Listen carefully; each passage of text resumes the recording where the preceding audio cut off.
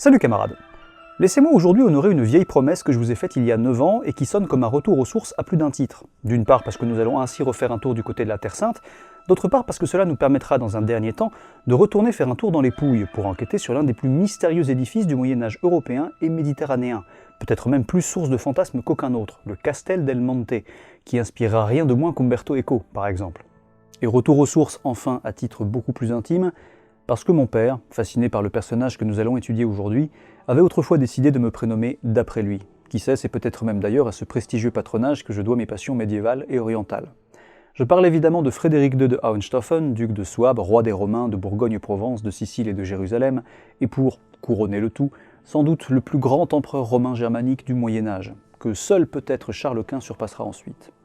Rien qu'à l'évocation de ces titres, on a un vague aperçu de ce que fut son exceptionnelle destinée. Et pourtant, vous n'avez pas encore idée. Son épopée est si riche, romanesque et cruciale historiquement en Europe que dès son règne et jusqu'aujourd'hui, il n'a cessé de fasciner, en bien comme en mal, au point que beaucoup ont voulu voir en lui tantôt un tyran médiéval cruel, tantôt un précurseur de la Renaissance, voire des Lumières, pour sa tolérance, son ouverture d'esprit, la modernité de son pouvoir, etc.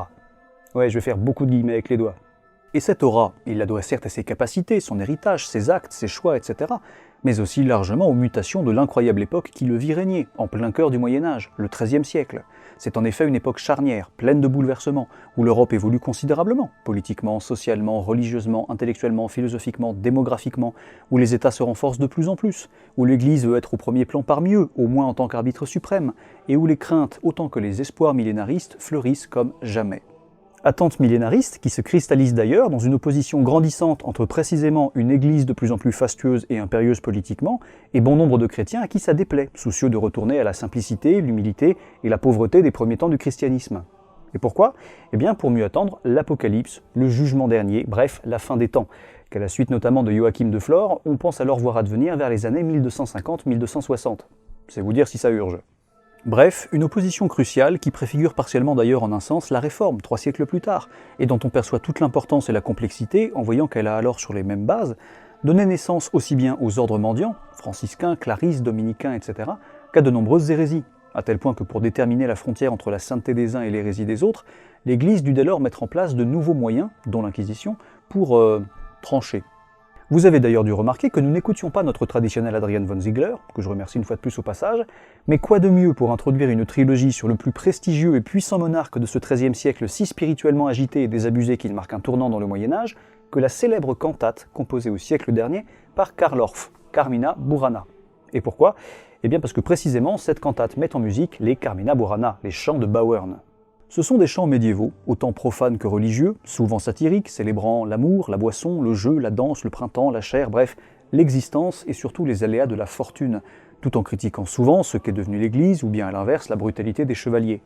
Et ces textes étaient écrits et chantés principalement par des religieux défroqués ou des étudiants sans le sou et en maraude, les Gauliards. Curieux personnages qui préfigurent un peu ce que sera au XVe siècle François Villon. Or ces chants, ou du moins ces poèmes, très éloquents donc pour illustrer l'agitation religieuse et politique de la période que j'évoque, nous sont précisément connus grâce à la compilation rédigée à l'abbaye de Benedict Bauern, d'où leur nom, qui est en Bavière, et ce donc entre 1225 et 1250, soit donc non seulement dans l'empire de Frédéric, mais surtout précisément sous son règne. Car puisqu'il était le prince occidental le plus important de son temps, que ce soit en termes de pouvoir, de prestige ou de symbole, il est logique qu'il ait vite été au cœur des discordes politico-religieuses qui agitèrent la période, devenant un homme autant adoré que haï, déchaînant les passions, suscitant des fantasmes, faisant l'objet de légendes noires autant que de prophéties messianiques, dépassant ainsi malgré lui sa simple humanité pour se voir devenir, dans les yeux de ses contemporains déjà, une figure immortelle, quasi biblique, voire même divine. Mais en bien ou en mal, nul n'est d'accord. Prenez ses surnoms par exemple. Né en Italie et roi de Sicile, on le surnomme dès sa jeunesse Puer Apulier, l'enfant, le jeune homme, le prince d'Apulie. Et ce, que ce soit dans un sens mélioratif et déjà biblique, rappelant la dimension sacrée de l'enfant au Moyen-Âge, figure christique capable de triompher du mal par sa pureté, typiquement David contre Goliath, ou alors dans un sens péjoratif, ses rivaux germaniques l'utilisant pour critiquer ses origines et son ère juvénile, et lui reprocher de préférer ses terres méridionales à son empire. Mais on le connaît surtout sous le surnom que lui donne Matthieu Paris, un autre de ses contemporains, Stupor Mundi, la merveille du monde, et même plus exactement Stupor Mundi et immutator mirabilis, la stupeur du monde et son merveilleux changeur, surnom qui à lui seul dit tout du personnage et de sa complexité, à l'époque comme aujourd'hui. Car s'il semblerait, pour nos mentalités contemporaines, qu'on peut difficilement en faire plus mélioratif comme surnom, c'est plus ambivalent pour les mentalités médiévales. On peut certes y voir un éloge, mais aussi un blâme sévère, toute volonté de transformer l'ordre du monde créé et voulu par Dieu étant alors fort mal perçue. Bref, ainsi, s'intéresser à Frédéric II, c'est être constamment confronté à cette ambivalence, dans ses actes, sa perception par ses contemporains, celle par les nôtres, etc. Typiquement, si Joachim de Flore, lui-même très controversé, annonçait fin XIIe siècle que le tout jeune Frédéric serait à assimiler à l'Antéchrist, le chroniqueur et poète Pierre Desboly verra plus volontiers en lui un messie. Plus récemment, Nietzsche vantait ses louanges comme premier Européen et génie parmi les empereurs germaniques, tandis que l'artiste Richard Sewald le considérait comme un terrible exemple, un modèle pour l'État totalitaire.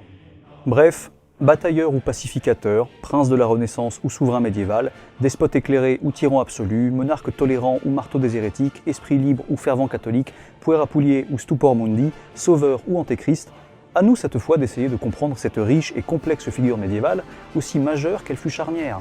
Car vous verrez qu'incontestablement, et à plus d'un titre, au sein même de ce pivot que fut le XIIIe siècle, il y a un avant et un après Frédéric.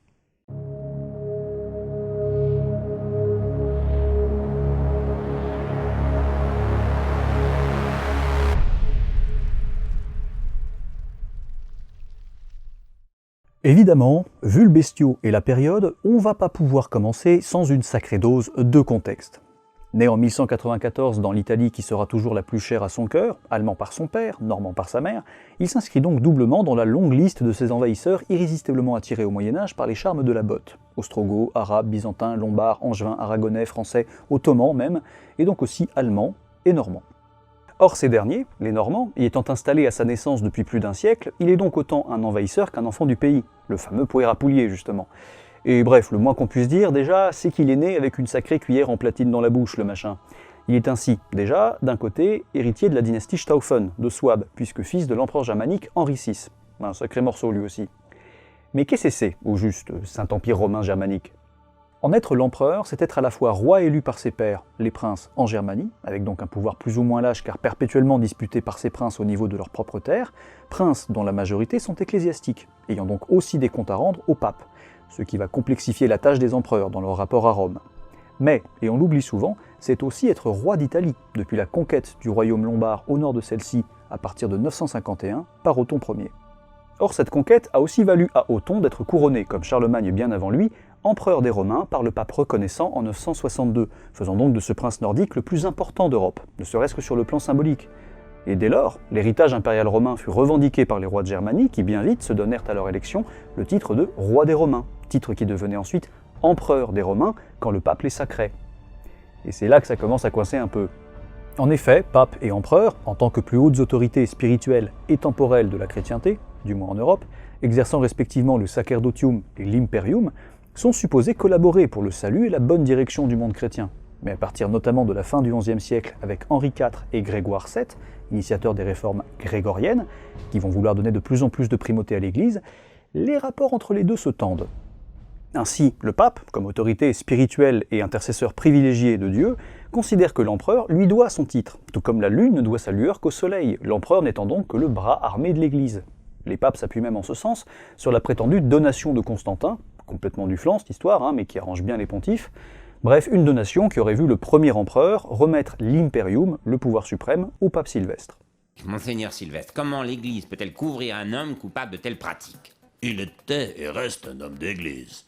Tandis qu'en face, l'empereur, lui, considère qu'il est avant tout choisi par Dieu, et en ce sens certes validé par le pape, son père spirituel, avec qui il doit co-diriger le monde chrétien, et qu'il doit respecter avec humilité. Mais pape qui doit en revanche, aux yeux de l'empereur, se contenter des affaires spirituelles, et non temporelles. Donc pas trop venir lui souffler dans les bronches en gros. Du coup, les deux se fritent souvent, et que je te dépose, et que je t'excommunie, et que je te nomme un anti-roi, et que je te nomme un anti-pape, ça n'arrête pas. Ainsi, par exemple, au XIIe siècle, après le règne de Conrad III, premier des ducs Stauffen à devenir roi des Romains, sans être jamais sacré empereur, une première depuis Othon Ier, en 962, Conrad, connu aussi pour sa participation à la désastreuse Deuxième Croisade, eh bien, après lui, c'est son très énergique neveu, Frédéric Ier, dit Barberousse, le grand-père de Frédéric II donc, qui est le premier de la dynastie à accéder au titre impérial en 1155. Et là, typiquement, ça coince. En effet, à force de revendiquer ses hautes prétentions impériales, il se frite autant avec le pape qu'avec l'empereur d'Orient. Parce que oui, ce serait bien de ne pas oublier l'autre moitié de l'Empire romain, qui est autrement plus légitime d'ailleurs, des os pas des os. Et de fait, il y a du bisbis avec les deux autres, parce que dans la conception de Barberousse, ses prétentions impériales sont à la fois reçues de Dieu, donc indiscutables, parlant même pour la première fois de Saint Empire romain germanique. Et surtout, elles sont renforcées par le droit romain, qu'on déterre de plus en plus à l'époque, dans un siècle très législateur, 1150-1250, et ce, que ce soit dans les différentes chancelleries pontificales, impériales ou royales. Et en particulier le code justinien, qui rappelle justement la prééminence et l'universalité du pouvoir impérial, ainsi que les droits régaliens que le souverain peut donc en tirer, ce qui implique notamment pour Barberousse la très riche Italie, qui se communalise alors de plus en plus, on va y revenir, et que les empereurs ont toujours jeté avec envie, là où à l'inverse ils souffrent justement de leur manque de revenus en Allemagne. Bref, le concept lui plaît tellement qu'il cherche d'ailleurs à imposer cette prééminence impériale aux autres rois européens, de la même manière qu'il impose déjà celle de roi de Germanie aux princes électeurs. Et après lui, c'est son fils Henri VI qui reprend le flambeau. Et si le père était déjà caractériel, c'est encore pire. On le surnomme le Sévère, ou le Cruel, voire carrément dans la Sicile de sa femme Constance, le Cyclope sanguinaire. Pourquoi ? Je sais pas, on dit qu'il fit crever les yeux et couper les glaouis à son rival pour le trône sicilien, Guillaume III, qui avait alors une dizaine d'années. Avant de cramer les nobles et évêques qui avaient assisté au couronnement du dit rival, toujours selon Léon dit, de déterrer le père et le frère du dit rival pour récupérer leur couronne et les décapiter, ou même encore d'ailleurs de faire clouer une couronne de fer chauffée à blanc sur la tête d'un baron rebelle. La délicatesse germanique. Bref, à tout le prestigieux mais complexe bagage impérial germanique, auquel il faut aussi ajouter depuis le XIe siècle la suzeraineté sur le royaume bourguignon d'Arles, intégré à l'Empire, dont Barberousse réinstaura l'habitude de porter la couronne, l'industrieux Henri VI rajoute donc aussi la Sicile, longtemps zieutée par les empereurs germaniques, et conquise au nom de sa femme Constance, héritière légitime du trône normand. Mais pas que, il obtient aussi l'allégeance entre autres de l'Angleterre, provisoirement après avoir capturé Richard Cœur de Lion, mais aussi de Chypre, de l'Arménie et d'Antioche.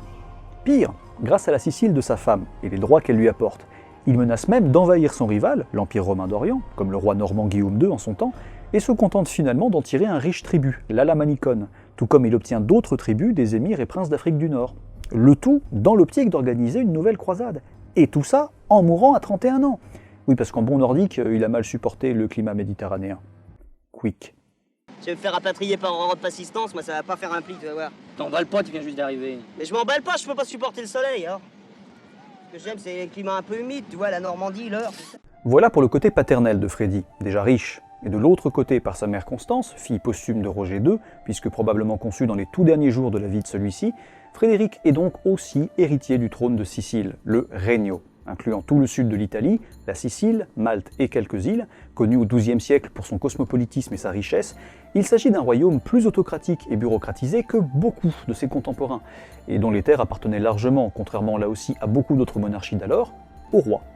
Royaume d'ailleurs inspiré à de nombreux égards par le modèle byzantin d'aspiration à la domination universelle, par le biais d'abord de Robert Guiscard, maître de l'Apulie encore byzantine avant lui, puis de son frère Roger Ier, maître de la Sicile insulaire, et enfin surtout du fils de ce dernier, Roger II, qui, fin juriste très adepte comme Barberousse du code justinien, réunit les deux territoires en 1129 avant d'en faire un royaume ex nihilo en 1130, auquel il donne toute sa dimension autocratique et indépendante. Pour vous dire, le gars se considère carrément comme couronné par Dieu lui-même. Et ce moins parce qu'il a un melon géant que parce qu'il veut conférer à ce tout nouveau royaume une certaine sacralité et donc légitimité parmi toutes les vieilles puissances européennes bien installées. Car évidemment, le Regno est aussitôt convoité, précisément tant par les empereurs germaniques que byzantins, qui le considèrent tous deux comme relevant de leur domination, l'un comme roi d'Italie, l'autre en souvenir du contrôle byzantin de celle-ci. Bah oui, dans les deux cas, le truc au milieu de l'Italie, là, ça s'appelle Rome, et les deux revendiquent l'héritage romain. Et ce ne sont pas les seuls envieux. Les papes aussi estiment avoir des droits sur la Sicile depuis le VIe siècle, en ont donc justement confié la conquête à Roger Ier et son frère Guiscard au XIe, et s'en considèrent donc ensuite les suzerains. Au point d'ailleurs que le modèle pontifical semble aussi inspirer les rois de Sicile dans leur recherche d'un modèle d'indépendance et d'universalité conféré par Dieu, qui leur permettrait tout simplement d'être peinards, autonomes et légitimes. Bref, un royaume d'autant plus convoité qu'il est riche, peut-être le plus riche d'Europe, aussi bien culturellement que financièrement, la Sicile étant notamment connue depuis l'Antiquité pour sa fertilité. La soie, piquée aux Byzantins fin XIIe siècle, le coton, plus encore son blé, très demandé car indispensable dans un monde méditerranéen connaissant un boom démographique énorme au XIIe-XIIIe siècle, mais aussi l'indigo, le sucre, les dattes, etc. Sans compter sa position carrément centrale sur les routes marchandes de Méditerranée. Bref, une grosse intro pour vous faire comprendre qu'en plus de tout cet héritage matériel, Frédéric II a donc aussi un gros héritage politique et symbolique, qui va durablement le marquer via ses grands-pères, tous deux autocrates de droit divin à tendance universaliste et très fans du code justinien. À tel point d'ailleurs qu'il leur doit jusqu'à ses prénoms de baptême, Frédéric Roger. D'ailleurs, avant même d'être ainsi baptisé, Frédéric Roger c'est quand même pas facile à porter, il était éloquemment nommé Constantin, d'après le prénom de sa mère, Constance, elle-même nommée ainsi par son père, fan de Constantin. Enfin bref, vous l'avez, la notion impériale, il baigne dedans depuis qu'il est tout petit. Oh, regardez, c'est moi bébé. Coucou, Allez, on avance. Ah, et pour couronner le tout, malheureusement orphelin dès ses 3 et 4 ans, comme quoi on peut pas tout avoir, c'est le pape Innocent III, autre gros cador notable puisque sans doute le plus grand pape médiéval, qui assure ensuite, certes à distance, sa tutelle, à la demande de sa mère. Ce qui est logique, le pape étant, je le rappelle, suzerain de la Sicile, il a des obligations envers ses vassaux. Bah oui, Innocent il a moins accepté par amour du gamin que par obligation féodale. Et surtout par calcul politique. En effet, digne continuateur des réformes grégoriennes, si ce n'est leur plus grand artisan, Innocent III s'efforce alors, plus qu'aucun autre pape avant lui, de transformer l'Église, passablement ballottée dans les jeux de pouvoir des monarques ces derniers siècles, en une puissante monarchie pontificale, disons, si ce n'est une théocratie, devant surpasser les pouvoirs temporels dont elle serait au minimum l'arbitre suprême. Or pour ça, tenir Freddy éloigné de son héritage germanique est crucial, l'union de l'Empire au nord et de la Sicile au sud, vieux projet Stauffen, arrangeant fort peu la papauté, puisqu'encerclant dangereusement ses terres. Sans compter que ladite tutelle permet aussi au pape d'enfin retrouver de manière plus effective la suzeraineté tant revendiquée sur la Sicile, ainsi que la mainmise sur le riche et nombreux clergé sicilien, sur lequel jusque-là les rois de Sicile s'étaient arrogé un contrôle quasi total depuis Roger Ier, qui avait curieusement été fait légat pontifical par Urbain II. C'est une autre histoire, à une époque où l'île était plus majoritairement musulmane et restait donc à convertir. Enfin voilà, ce contrôle sur le clergé sicilien, les papes remettraient bien la main dessus. Bref, entre tout ce beau monde, l'Empire, le Regno et la curie romaine, vous comprenez pourquoi Freddy est donc peut-être dès sa naissance le personnage le plus central de la politique européenne de son temps. Logique donc que pour lui, ça démarre sur les chapeaux de roue. Et je dis pas ça parce qu'il est roux, enfin, blond roux. Un petit rouquin avec des tresses, tout chétif. Ah oui, maintenant que vous me le dites. Oui, sauf que si c'est bien lui, rouquin il est toujours, mais chétif, beaucoup moins. Faut admettre. Il fait 7 pieds de haut et doit bien peser ses 500 livres. Ça prouve qu'il a fini par écouter sa mère. Oui, non, alors peut-être pas non plus, mais c'est vrai qu'on le disait, et jusqu'à la fin de sa vie, bon combattant et infatigable cavalier, en tout cas. Bref, pour reprendre un cours plus chronologique de sa vie, sa mère Constance accouche de lui, son seul enfant, le 26 décembre 1194 à Iesi, en Italie centrale, le lendemain du couronnement d'Henri VI comme roi de Sicile, et accessoirement le lendemain de l'anniversaire de la naissance du Christ, auquel on finira avec sa drôle de destinée par le comparer. Faut dire que sa mère, à sa naissance, a alors 40 piges, ce qui confère à la fois des doutes sur la légitimité de Frédéric, autant qu'une aura quasi miraculeuse, voire justement christique, à sa naissance. Même si, en soi, ça fait plus penser à Jean le Baptiste, qui lui anticipa la venue du Christ, et dont les parents Zacharie et Élisabeth étaient très âgés à sa naissance miraculeuse. Mais bref. Pour en revenir à Freddy, son père Henri, soucieux en bon Stauffen de la transmission dynastique, le fait alors élire roi des Romains par les princes germaniques en 1196, tandis que sa mère le fait couronner roi de Sicile en 1198. Et ils ont bien fait parce que ça se gâte très vite. Papa meurt en 1197, maman en 1198. Paf, Freddy sans famille. Il va donc connaître des débuts difficiles et hasardeux, ballotté comme une marionnette au milieu des conflits entre nobles normands et allemands, voulant l'écarter de la couronne de Sicile, ou du moins diriger en son nom pour mieux se partager le royaume. Couronne dont sa mère mourante l'a coiffé de son vivant, de peur justement qu'il en soit écarté, désignant aussi le pape comme tuteur pour mieux sécuriser sa position. Et de l'autre côté, il est purement écarté de son trône germanique, autant par les princes allemands que par le pape, qui est pourtant son tuteur. En gros... So you get nothing! You lose! Good day, sir! De fait, les luttes entre ce qu'on appelle les Guelfes et les Gibelins, et qui désigneront ensuite pour longtemps les conflits en Italie entre pro-impériaux et pro-pontificaux, pour faire simple, on va pas mal en parler dans cette série, ça vient initialement des rivalités pour le trône impérial entre les Welf, ducs de Bavière, et les Stauffen, ducs de Souabe, dont le cri de guerre était Wibelingen, un château à eux. Et ce, dès le début du XIIe siècle, du temps notamment de Conrad III, puis ensuite quasiment sans interruption jusqu'à Frédéric II. Ainsi, à la mort d'Henri VI en 1197, les princes divisés qui lui avaient pourtant promis un an avant d'élire le jeune Frédéric, élisent plutôt finalement d'un côté le frère d'Henri, Philippe de Souabe, Il ne cherche d'ailleurs pas particulièrement à écarter son neveu, mais juste à protéger l'héritage Stauffen, tandis que d'autres choisissent un Welf Othon, et non pas un Welsh Othon, ce qui serait dégueulasse. Bref, ça repart sur 10 piges de guerre civile, qui se calme avec l'assassinat en 1208 de Philippe, pour une bête affaire de mariage qui n'a rien à voir avec la rivalité impériale. Je ne résiste pas. Philippe! Je sais où tu te caches! Viens ici que je te bute, enculé! Ta gueule! Viens ici, sale enculé! Salaud! Bref, son rival Othon est donc ainsi sacré empereur en 1209 par Innocent III, qui l'a soutenu jusque-là face aux Stauffen. En effet, le pape, habitué aux appétits excessifs de ceux-ci, voulait faire du Welf, connu pour être redoutable chevalier mais un peu bas du front, à la fois une marionnette docile, l'empereur ne devant être à ses yeux que le bras armé de l'Église, la comparaison pape, soleil, empereur, lune, c'est lui, c'est Innocent qui l'a formulé, bref, une marionnette qui permet en plus d'écarter le jeune roi de Sicile de son héritage Stauffen, héritage qui a derrière lui une longue et fâcheuse tradition de contestation du pouvoir pontifical. Mais justement, avec tout ça, il en est où Freddy, depuis 10 piges? Eh ben c'est sûr, on est plus sur du puer à poulier que de la stupor mundi pour le moment. En Sicile, durant sa minorité, c'est-à-dire jusqu'à ses 14 ans, il ramasse, brinque-ballet donc entre les barons siciliens et allemands, qui sont présents en Italie depuis la venue d'Henri VI, qui s'approprient pouvoir et terre sans vergogne, tandis qu'Innocent III, depuis Rome, essaye avec plus ou moins de succès de lui trouver des protecteurs locaux fiables.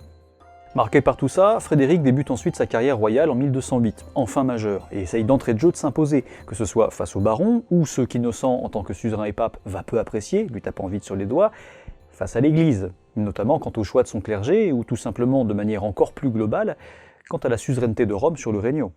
We must come to an understanding about who rules this kingdom. The church? My lord, I wish to ask... Just a moment, Archbishop. The church or me? There are many troublesome issues between us which call for a reckoning. Il tente en effet de récupérer ce qu'ecclésiastiques et barons se sont appropriés, ayant visiblement compris très tôt l'ancien principe royal normand, qui assimile à un acte de rébellion le fait de diminuer le pouvoir royal, et à la rébellion à son pouvoir, la rébellion contre Dieu, tout simplement. Enfin ça c'est sur le papier, parce que dans les faits, vu qu'il manque de troupes et de thunes, c'est pas encore ça. On le marie bien à Constance d'Aragon pour qu'elle vienne avec des chevaliers aragonais, mais les gars tombent malades en route, crèvent pour beaucoup ou retournent au pays pour les autres. C'est moi ou il a pas de bol? Pire encore, Othon, toujours dans la pure tradition impériale germanique, commence à avoir des vues sur l'Italie, qu'il visite lors de son sacre de 1209. Et puis sur toute l'Italie, au-delà de la Lombardie impériale, il compte bien étendre sa suzeraineté sur une partie des terres papales, qui sont contestées depuis longtemps entre pape et empereur, dont Spoleto et Ancona, et carrément sur le Regno. Le pire étant que la noblesse sicilienne, du moins sur le continent, y est assez largement favorable. Dites-vous que ça pue tellement pour Frédéric qu'à Palerme, il tient un navire prêt à partir à tout moment pour se barrer en Afrique du Nord. Mais heureusement, quoiqu'un peu paradoxalement, il peut compter sur son ancien tuteur, le redoutable Innocent. De fait, le programme italien d'Othon commence à sérieusement briser les noix de celui-ci. Qu'il soit pas très coopératif, bon, les papes ont l'habitude. Qu'il lorgne les terres pontificales contestées, c'est classique pour un empereur. Mais que lui aussi envisage de réunir sur sa seule tête les couronnes germaniques et siciliennes, en serrant ainsi dangereusement les terres pontificales, alors que c'est précisément ce qu'Innocent et ses prédécesseurs essayent d'éviter depuis des années, notamment en le choisissant lui plutôt qu'un Stauffen, ça suffit. Il n'a pas fait élire cette grosse brute de Welf pour se faire doubler. Du coup, aux yeux d'Innocent, puisque le port simultané des deux couronnes semble inévitable pour l'instant, tant pis, autant que ce soit sur la tête de son ancien pupille, à qui il va pouvoir d'autant plus facilement arracher 2-3 concessions que celui-ci ne va rien pouvoir faire sans son soutien. Concessions du genre « je t'aide, mais ça m'arrangerait que tu refiles la Sicile à tes futurs héritiers pour éviter l'union, justement ». Bref, retournement de chasuble, Innocent excommunie donc Othon en 1210 et soutient la candidature du puer à poulier au trône impérial. Et puisque dans la foulée des princes germaniques rebelles qui depuis la mort de Philippe de Souabe se cherchent un nouveau champion, précouronne Frédéric, en son absence roi des Romains, en septembre 1211, le pape facilite donc le départ de celui-ci en Allemagne. Il l'accueille à Rome, où il demande à la foule de l'acclamer un peu pour lui booster le moral, lui refourque sa bénédiction et un peu d'argent de poche, et zou.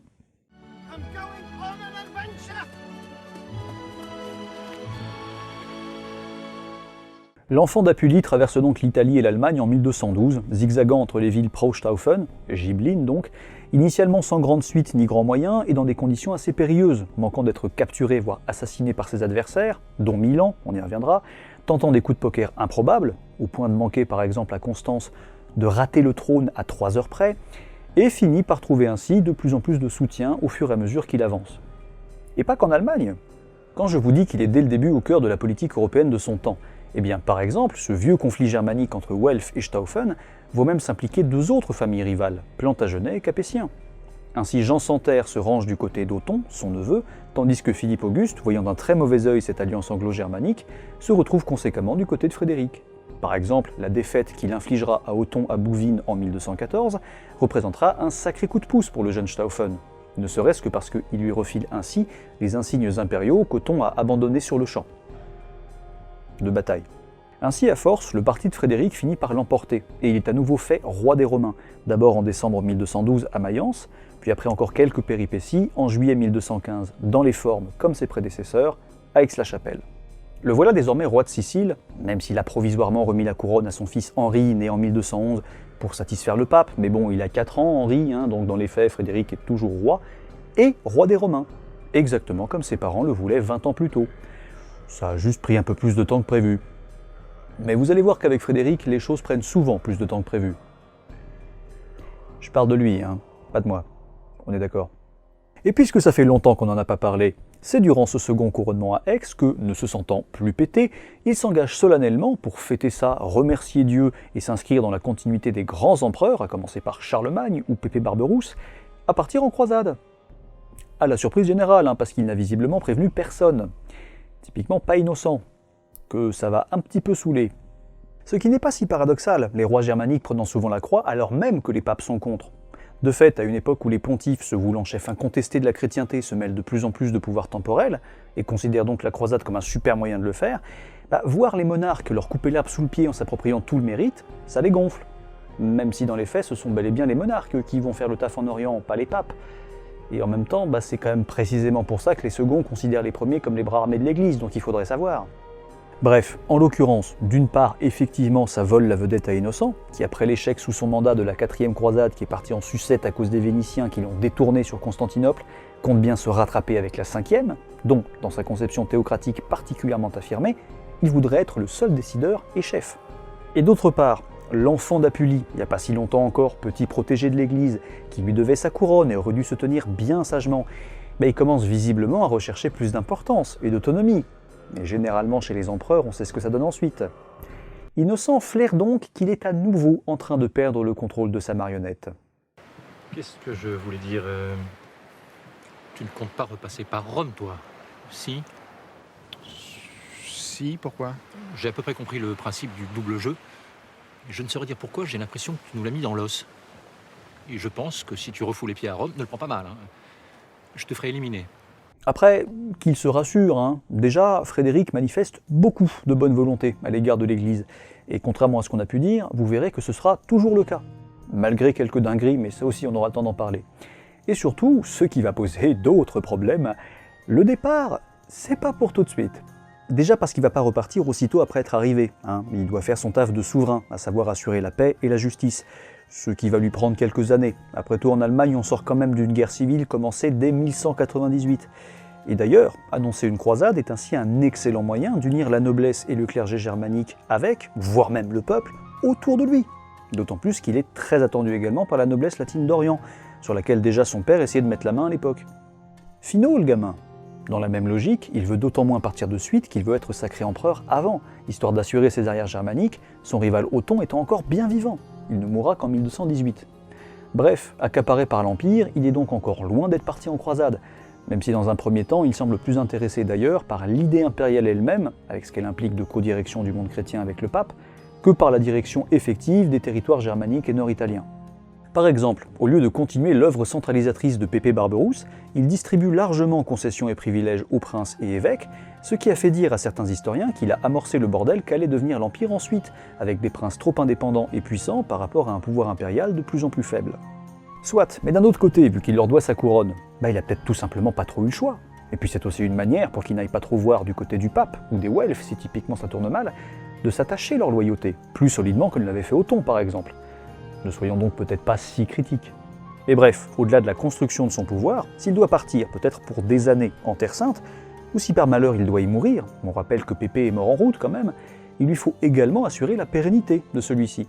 Il cherche donc en ce sens, en bon Stauffen soucieux d'assurer la transmission dynastique, comme son père et son grand-père avant lui, à faire de son tout jeune fils Henri l'héritier de ces deux couronnes.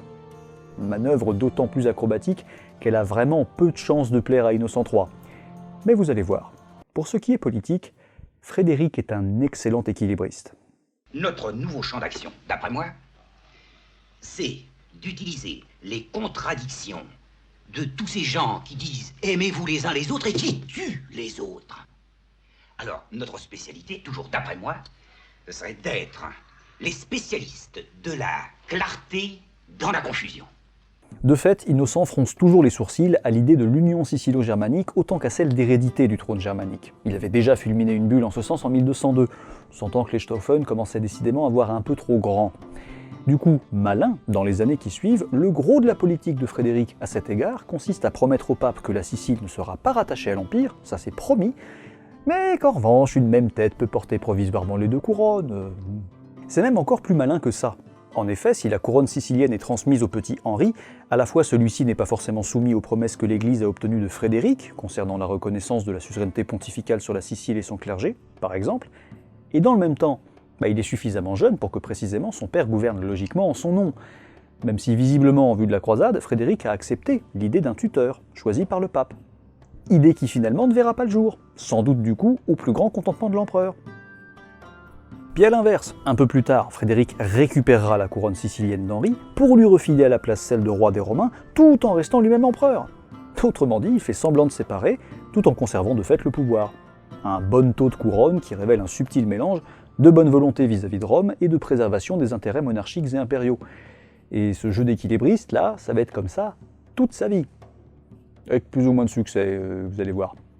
Rien d'étonnant donc à ce que, le temps de mettre ça en place, le départ soit remis à plus tard, Frédéric loupant ainsi le coche pour la 5e croisade, qu'Innocent III veut lancer sur l'Égypte.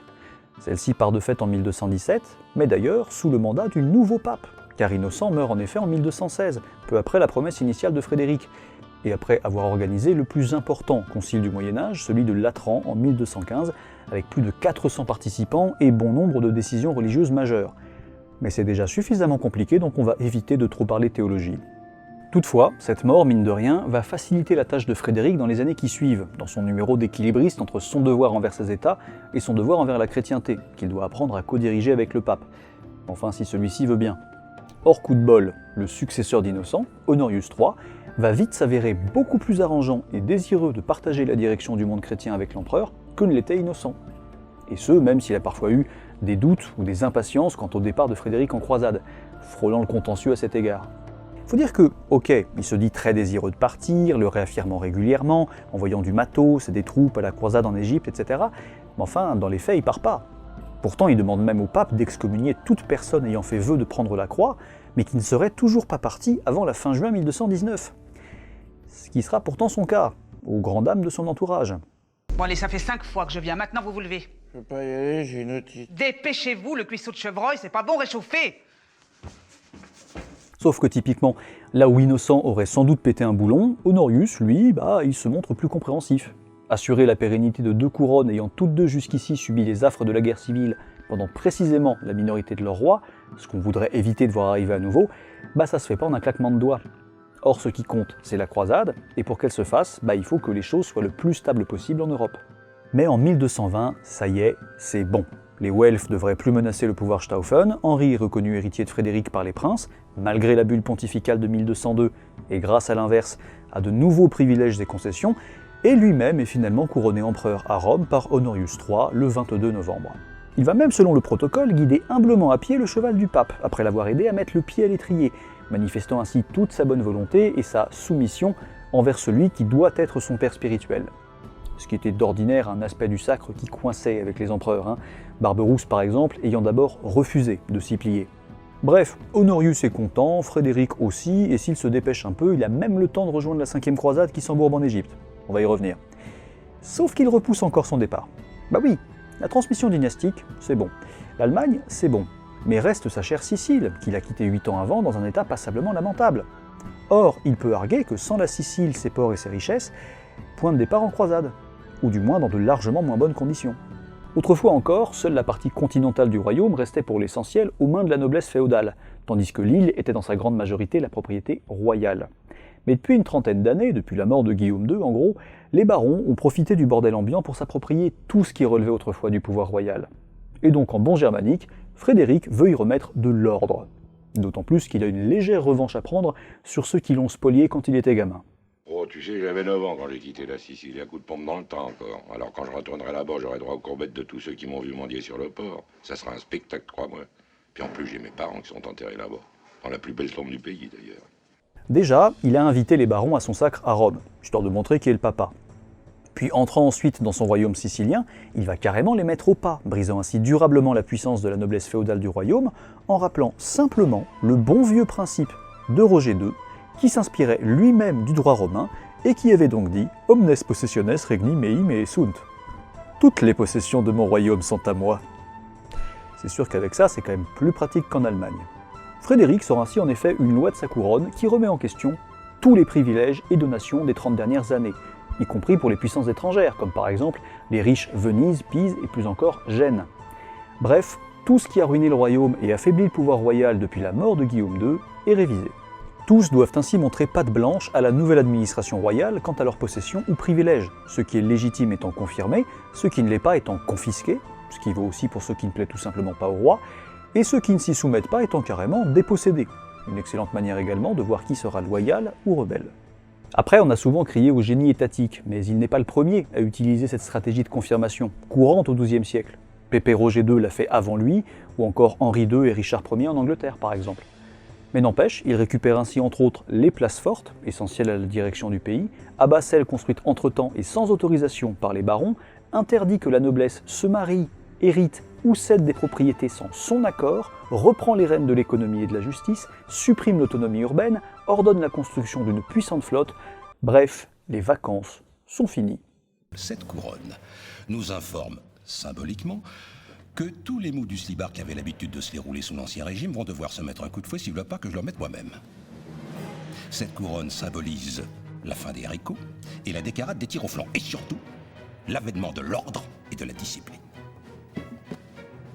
En d'autres termes, la rigolade, c'est terminé.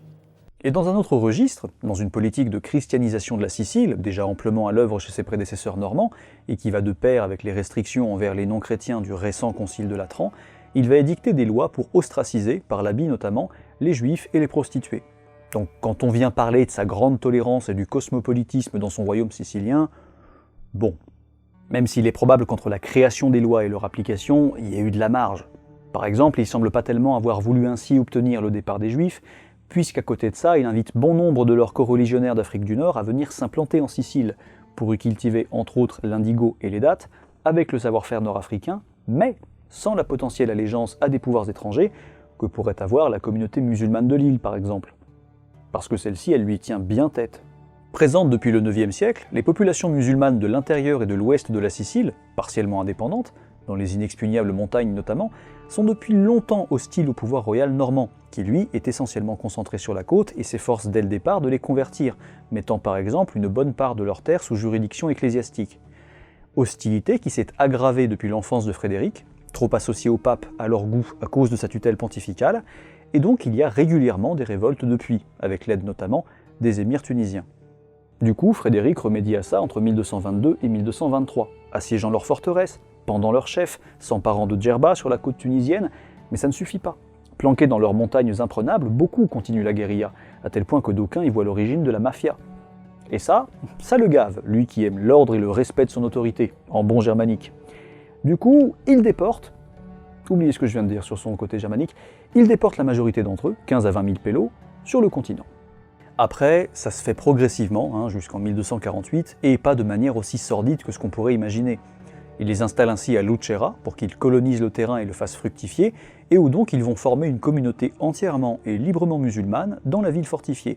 Dans les années 1230, Frédéric s'y fera même construire un superbe palais d'inspiration arabo-musulmane, un peu comme à Palerme. Le tout donc, ville musulmane, tout ça, à 200 bornes de Rome. Dites-vous, vous foutez de moi là en ce moment, Vous foutez de moi, hein? N'empêche, la manœuvre est fine. Les musulmans siciliens seraient ainsi à Lucera moins susceptibles de les lui briser qu'en Sicile, et au contraire, libres désormais de pratiquer leur foi et non plus incités comme sur l'île à la conversion, eh bien plus enclins à le servir fidèlement, ce que de fait ils feront. Ainsi, au-delà de la production économique et agricole de la cité et de ses alentours, ils lui fourniront désormais une garde personnelle qui l'accompagnera partout, et à l'occasion une armée, non soumise du coup aux menaces religieuses du pape, interdits, anathèmes et autres excommunications, ce qui va vite s'avérer utile. Bon, qu'est-ce que je voulais dire? Il y avait un truc... Oui. Et la croisade? Non, parce qu'à son sacre en 1220, il disait déjà qu'il partirait en 1221. On est en 1223. Or, entre-temps, la 5e croisade a définitivement foiré, et stupidement en plus. Pour la faire courte, le sultan Ayyubid al-Adil, frère de Salah ad-Din, étant mort en 1219, il y a ensuite quelques querelles de succession et soulèvements dans le sultanat, dont profitent logiquement les croisés pour s'emparer notamment de Damiette.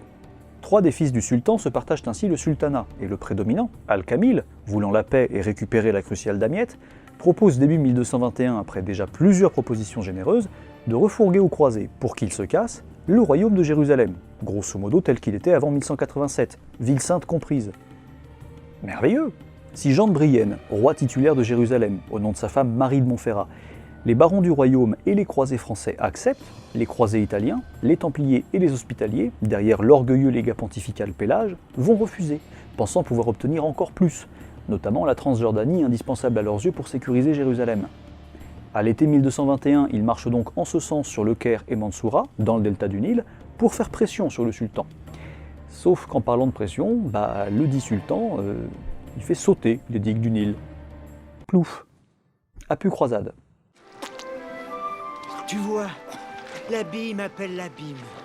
Abyssus, abyssum invocat. Les citations latines, ça va aller là, c'est bon. Du coup, tout le monde blâme un peu tout le monde, les barons, les ordres militaires, le légat, le pape, et évidemment Frédéric, dont on pense que s'il était venu, ça aurait changé les choses. Alors qu'en vrai, c'est surtout la rivalité entre Jean de Brienne et le légat Pélage qui a foutu la merde. Mais bref, Honorius fait les gros yeux à Freddy, ce à quoi celui-ci argue sans doute que précisément il a déjà du taf avec les musulmans de Sicile. Donc c'est un peu comme une croisade, dit-il tout en les réinstallant juste à côté des frontières pontificales. Mais là, promis, il s'y met, fait lever des troupes, étoffer sa flotte, promet de faire passer les croisés en Orient gratuitement, contrairement aux Vénitiens, qui ont sabordé la 4e en les faisant payer.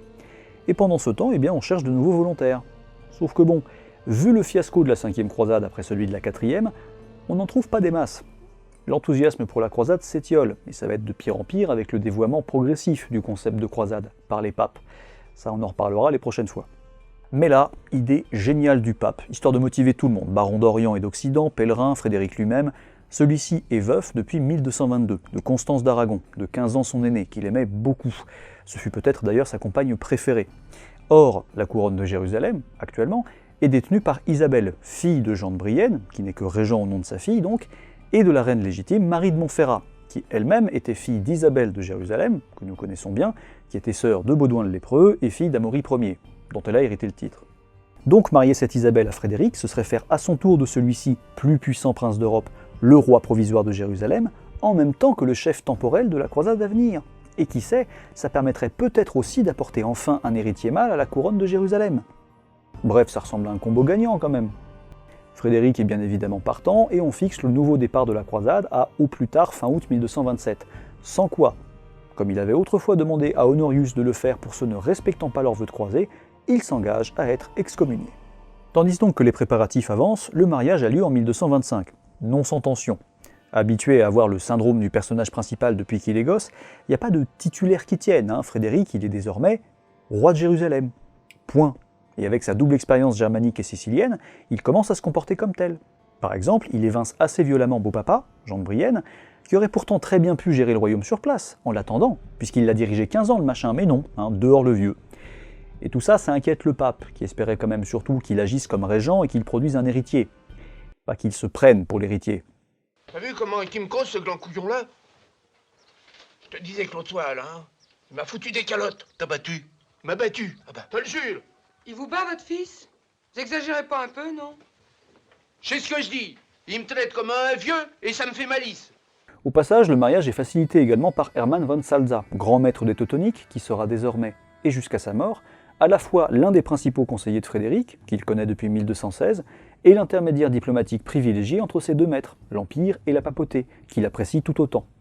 Ce qui permettra à son ordre, encore tout jeune puisque né durant la Troisième Croisade, de prospérer, obtenant de nombreux privilèges et concessions, notamment son établissement en Prusse dans le cadre des croisades baltes. Mais bref, malgré ces tensions, les préparatifs avancent bien, et dans ce sens, Frédéric appelle les princes allemands à une diète impériale qui devra se tenir à Crémone, en Lombardie, à la Pâque 1226, et ce pour discuter de 3 points. La croisade évidemment, pour laquelle les princes allemands vont commencer à descendre en Italie avec leurs troupes, la lutte contre l'hérésie, florissante dans ce XIIIe siècle spirituellement agité, et la reconnaissance de ses droits en tant qu'empereur, droits qui en Italie sont sérieusement entamés depuis la mort d'Henri VI. Rien de très surprenant donc. Pourtant, c'est vraiment à partir de ce moment que tout va partir en vrille, définitivement. Parce que cette diète fait peur aux cités lombardes, Milan en tête, qui lui était déjà hostile au début de son règne, manquant de le capturer pour le livrer à son rival Othon IV. Oui alors, après le Saint-Empire romain germanique, le Régno, la curie romaine et le royaume de Jérusalem, voici peut-être le dernier, j'espère, des points clés pour bien vous faire comprendre l'histoire de la stupeur du monde. Les Lombards. Et les Lombards, c'est compliqué. La Lombardie est composée d'une multitude de cités plus ou moins indépendantes et rivales, quoique donc assujetties à ce qu'on appelle la couronne de fer lombarde, le royaume italien donc, et ainsi à l'Empire. Elle est traditionnellement divisée, et de plus en plus à partir de la fin XIe siècle, à la fois au sein des villes entre pouvoir aristocratique et pouvoir populaire, plus ou moins bourgeois, et sur un autre plan en 2 camps, dirigés par les puissantes rivales Milan et Crémone, voire même un axe Plaisance-Milan contre un axe Crémone-Pavie. La première, Milan, plus importante cité de la région, est résolument hostile au pouvoir impérial et pontifical, quoiqu'elle s'allie souvent au second contre le premier, qui est vraiment son pire ennemi.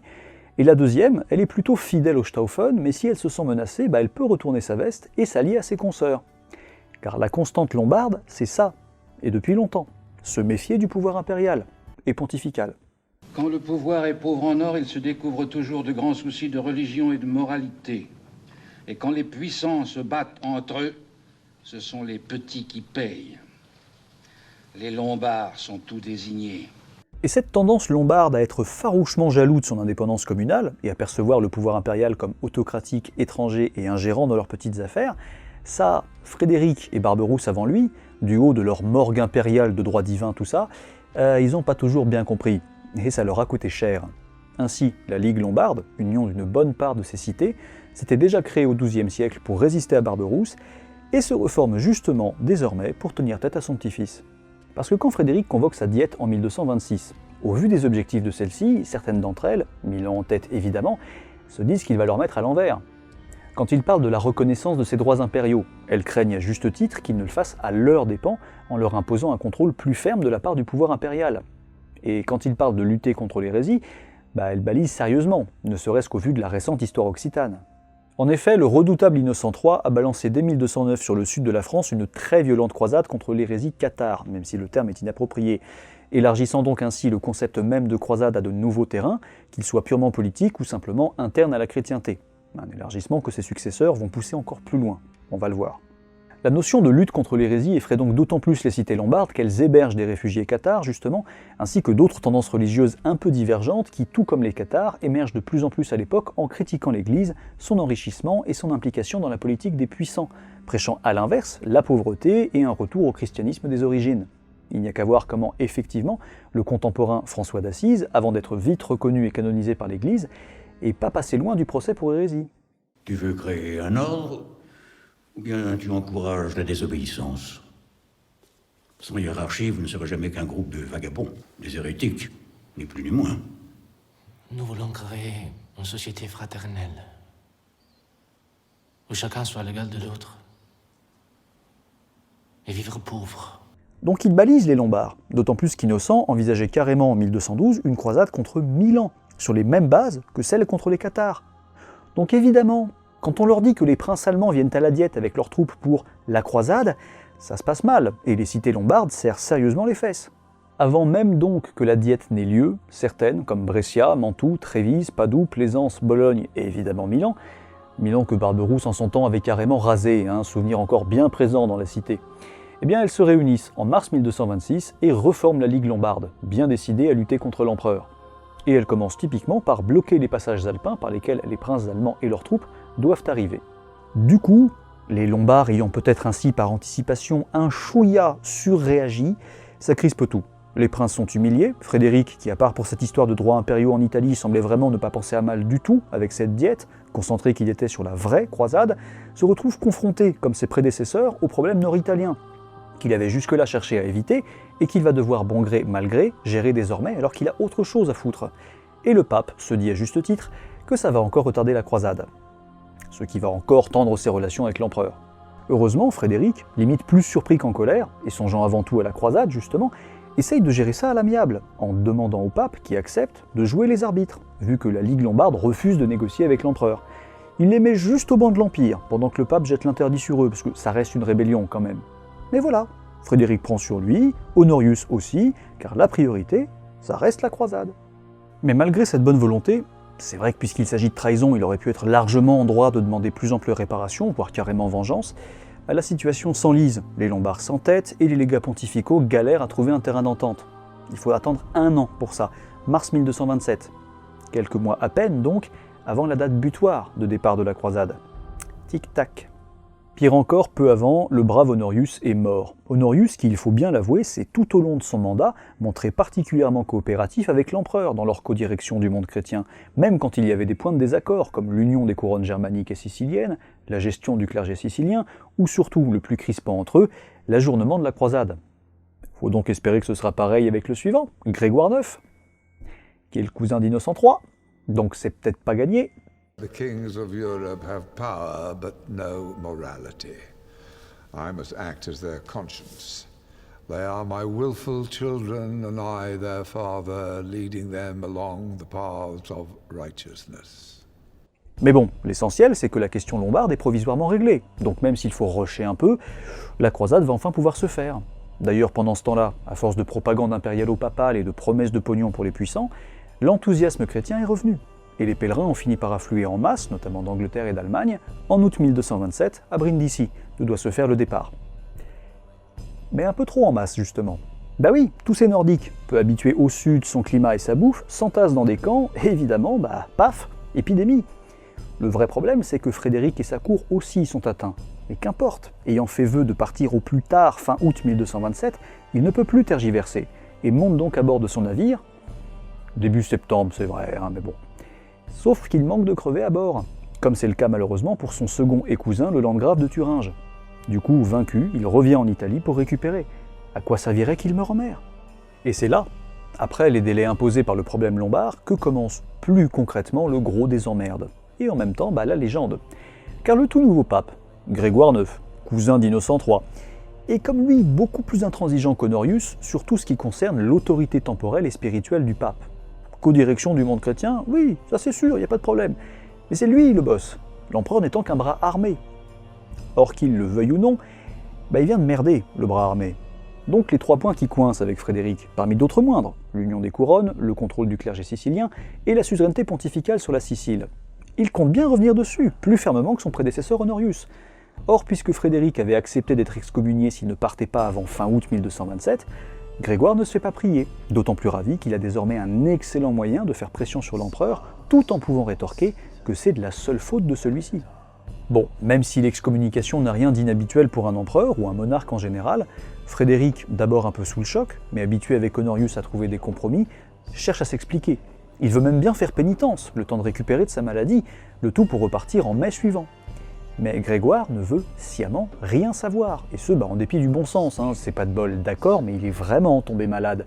Et pour la réussite d'une croisade, un empereur mort en route, on sait ce que ça donne, il n'y a qu'à voir Barberousse. Pire encore, ce vieux grigou de Grégoire semble vouloir tout faire pour empêcher le nouveau départ prévu en mai 1228 par Frédéric. Ainsi, il semble vouloir remettre une pièce dans le jukebox lombard, en se rapprochant d'eux, qui est pourtant un vivier d'hérétiques, et il se rapproche également de Jean de Brienne, qui a toujours pas digéré d'être évincé du royaume de Jérusalem par son beau-fils. Et voir ainsi le pape chercher des alliés, même si on ne sait pas encore exactement pourquoi faire, ça n'augure rien de bon. When others fall by the wayside, through vanity, avarice, or lust, you remain loyal to us, and to the truth of Christ. Pourtant, Frédéric, d'ordinaire d'un naturel assez colérique, je parle toujours de lui, pas de moi, reste étonnamment zen. Peut-être même un petit peu trop confiant d'ailleurs. et tout en essayant une dernière fois de trouver un terrain d'entente avec Grégoire, maintient malgré tout son départ. En même temps, s'il part, certes, il énerve le pape, qui le lui interdit. Enfin, s'il part pas, ça vaut pas mieux. Surtout vu l'acharnement et la mauvaise foi dont semble vouloir faire preuve Grégoire.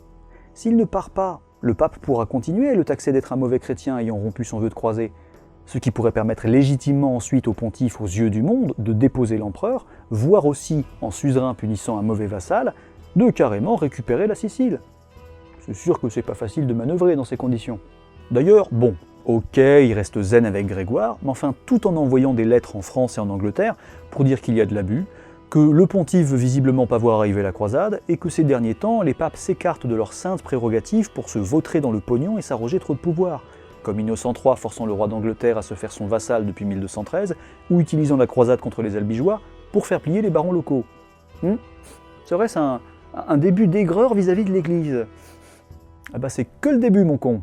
Ainsi, puisque de toute façon, l'autre théocrate ne veut rien savoir, bah tant pis. Frédéric, qui ne compte pas plus renoncer à la Sicile qu'à l'Empire ou même à sa croisade, qu'il a vraiment pieusement envie de faire et pour laquelle il bosse depuis une décennie, bah il se dit que foutu pour foutu, il n'y a justement qu'en partant en croisade et en récupérant Jérusalem coûte que coûte, puisque personne n'a réussi en 40 piges, qu'il pourra sortir de cette impasse.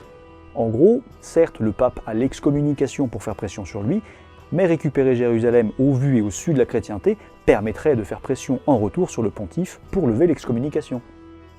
Équilibriste, je vous dis, toujours. Et Grégoire a bien conscience du risque, ça ne l'arrangerait pas du tout, puisque voir l'homme qu'il a excommunié libérer la vie de la plus sainte de la chrétienté le décrédibiliserait en tant que chef de la dite chrétienté.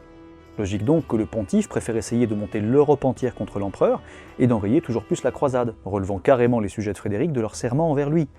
De manière plus inquiétante encore, il commence aussi à recruter des mercenaires, dont il confie le commandement précisément au revanchard Jean de Brienne. Non, vraiment, ça commence à puer sa race, hein. If I excommunicate a fellow prince, then that prince is not only separated from God, but also from the communion of the faithful. His rule becomes invalid, and it is a religious imperative to overthrow him. Mais qu'importe, l'empereur est déjà parti, en juin 1228. Oui, bon, il avait dit mais vous l'avez compris, il n'est pas toujours très ponctuel.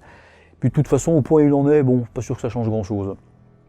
Il part ainsi, chose sans précédent, en croisée excommunié, ce qui paraît d'autant plus absurde que paradoxalement, cette excommunication fait peut-être de lui le croisé le plus motivé de l'histoire pour récupérer Jérusalem, tout en attisant plus que jamais la colère de Rome, où à la nouvelle d'ailleurs de son départ, son excommunication est précisément renouvelée.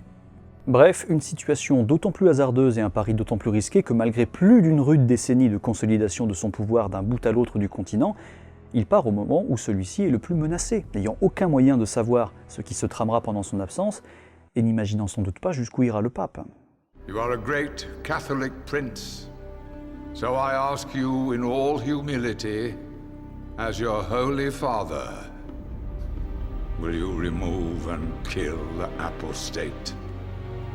And will you return that country to our common faith? Ainsi Frédéric, qui jusqu'ici semble pourtant avoir sincèrement cherché à atteindre le modus vivendi nécessaire au salut de la chrétienté entre ces deux pouvoirs suprêmes, le pape et l'empereur, tout en ne négligeant pas l'importance des affaires impériales ou siciliennes, est pour la première fois confronté à un mur qu'il va connaître souvent, celui de l'intransigeance pontificale.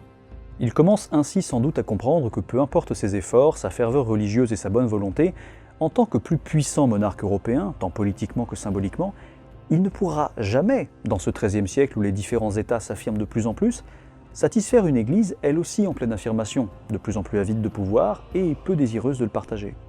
Mais puisqu'il en est ainsi, l'empereur ne va pas oublier pour autant le rôle qui, à ses yeux, comme à ceux de son grand-père et de son père avant lui a été dévolu par Dieu et simplement validé par le pape.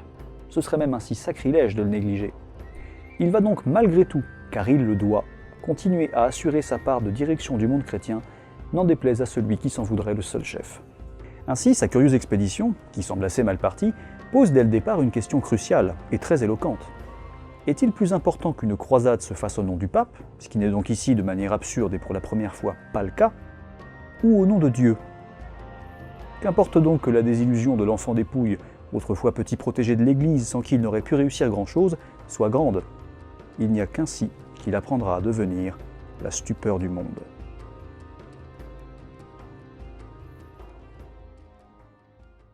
Merci d'avoir regardé cette vidéo jusqu'au bout, j'espère qu'elle vous a plu. Comme d'habitude, n'hésitez pas à venir en discuter dans les commentaires. Vidéo qui initie donc une nouvelle mini-série sur Frédéric II, avec donc la trilogie à proprement parler sur Frédéric II, Puer Apuliae, Stupor Mundi et Ante Christus, qui est entièrement écrite, même s'il faut encore que je trouve des extraits pour le dernier volume, Ante Christus. Et aussi donc une dernière vidéo plus tard sur ce que j'avais vu dans les Pouilles à l'été 2021, à savoir le Castel del Monte, et qu'on va réétudier ensemble justement à l'aune de tout ce qu'on aura étudié de Frédéric II. Série donc que je voulais faire depuis très longtemps, et que j'ai d'autant plus de raisons de faire aujourd'hui, donc je suis très content de pouvoir vous la montrer, et j'espère vraiment qu'elle vous plaît et qu'elle vous plaira. J'espère aussi d'ailleurs que YouTube ne va pas trop faire chier quant aux restrictions potentielles sur les droits d'auteur, c'est-à-dire que je voulais vraiment commencer sur Carmina Burana, et je voulais vraiment utiliser les extraits que j'ai utilisés dans la longueur que j'ai utilisée, même si j'ai parfois dû me restreindre un peu. Enfin bref, j'espère que ça passera. Ou que c'est passé plutôt. Le deuxième volet de la trilogie, Stupor Mundi, sortira a priori je pense en juin, même si j'ai pas mal de trucs à faire sur le côté, etc. Mais j'aimerais quand même bien la sortir en juin. En gros, j'aimerais sortir à peu près un épisode tous les mois, un mois et demi. Et après quoi, comme je l'avais un peu annoncé, on va peut-être parler par exemple des barbaresques, donc les régences d'Afrique du Nord entre le 16e et le 19e siècle. On pourra aussi éventuellement, je suis en train de réétudier ça, replonger dans les voyages médiévaux. J'en ai 2-3 en tête. Enfin bref, voilà, il y a du taf. A priori, je vais pouvoir publier régulièrement pendant quelques temps. Et bien évidemment, je vous remercie infiniment pour le soutien que vous m'apportez, que ce soit financier ou non. Donc merci infiniment à celles et ceux qui ont effectivement soutenu la chaîne ces derniers mois, alors même que je ne publiais pas. Je vous remercie vraiment beaucoup. C'est comme ça que la chaîne vit et moi avec, donc vous avez toute ma gratitude. Et je remercie effectivement chacun d'entre vous, chacune d'entre vous, pour le soutien de manière générale que vous m'apportez depuis des années. Puisqu'encore une fois, tic-tac, le 9 août prochain, ça fera 10 ans qu'on a lancé cette aventure ensemble. Donc voilà, merci infiniment, j'espère que cette série vous plaît, j'espère que le programme qui suit vous plaira. Et voilà, sur ce, écoutez, portez-vous bien et je vous dis à la prochaine. Ciao.